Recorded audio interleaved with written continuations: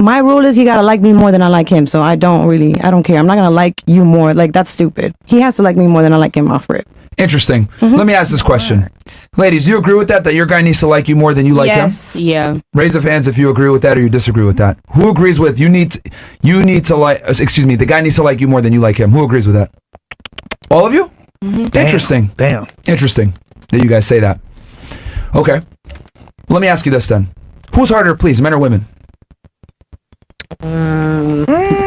Woman. Women, yeah. Who's harder to please, men or women? I would say men.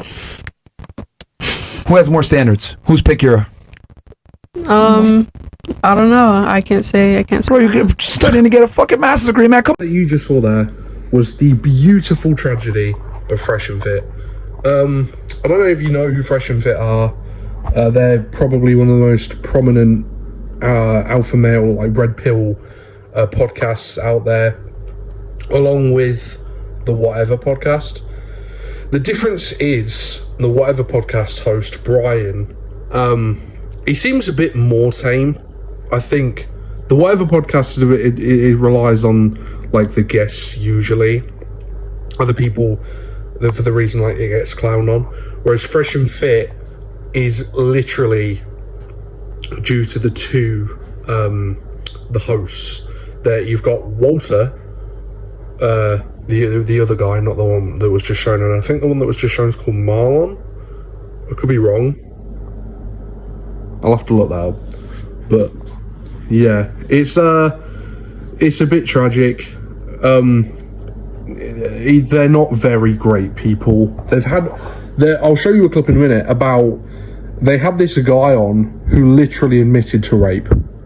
I'm sorry, like, if that's triggered anyone, that word, but yes, they had someone who admitted to the R word, and they were all like laughing about it. It was so fucked up. I'll show you the clip. We forcibly used to white girls. We used to put crack in their cigarettes. Yeah, we just come in with dicks out. Oh shit! Yeah.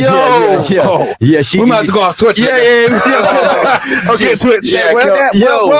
Basically, that guy was bragging about how when they were young, when him and his friends were younger, they used to invite women around under false pretenses, drug them, and then him and his friends would all just come in and, you know, take turns, which is actually one of the most, it is deplorable. I think it's one of the most deplorable, if not most abhorrent crimes I've ever heard committed willingly on, you know, on camera. That is genuinely gross to hear.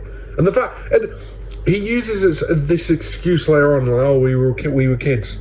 Oh, what did you say? Why didn't you lead with that, friend? Fucking hell, you were just kids. That's all right then. Oh, even Harlow's shaking his head.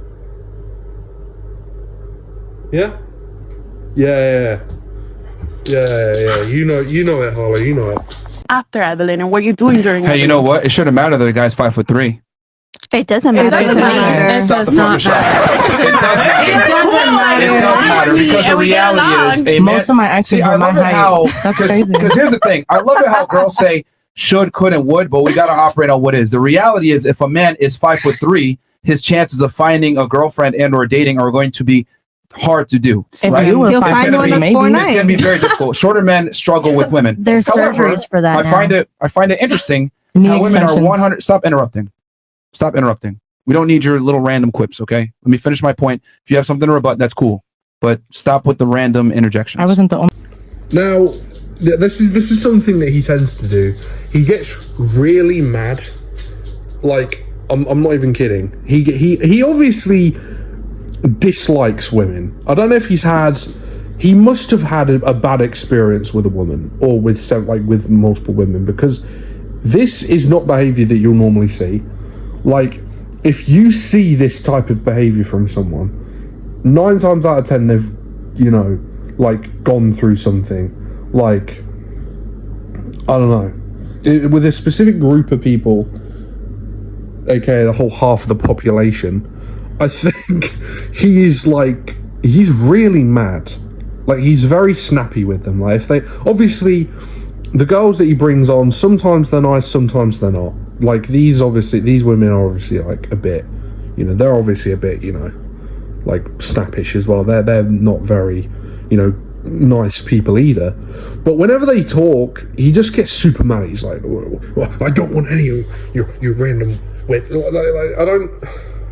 I don't see why you would have people on then make yourself look bad, because he's not trying to make himself look good.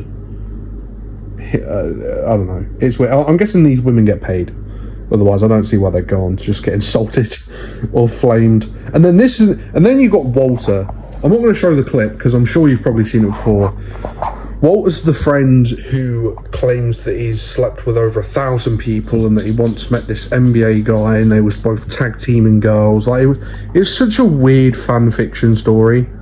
It also led to the beef with Sneeko and Moist Critical, which I found pretty funny. But yeah, I don't really know. These people are just like odd. And again, before I didn't have a problem with them. Like I didn't think they should be cancelled until now, and the only reason I think they should be cancelled is because of the whole, you know, trigger word rape thing.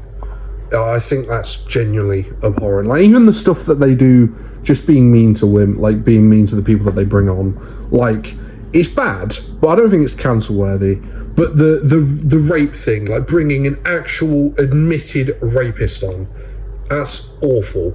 That is a crime. That's one of the worst crimes you could ever commit. Admitted on camera. And yeah, I think these guys should just be stripped of their platform. Again, some of the alpha male like YouTubers and TikTokers I don't have a problem with.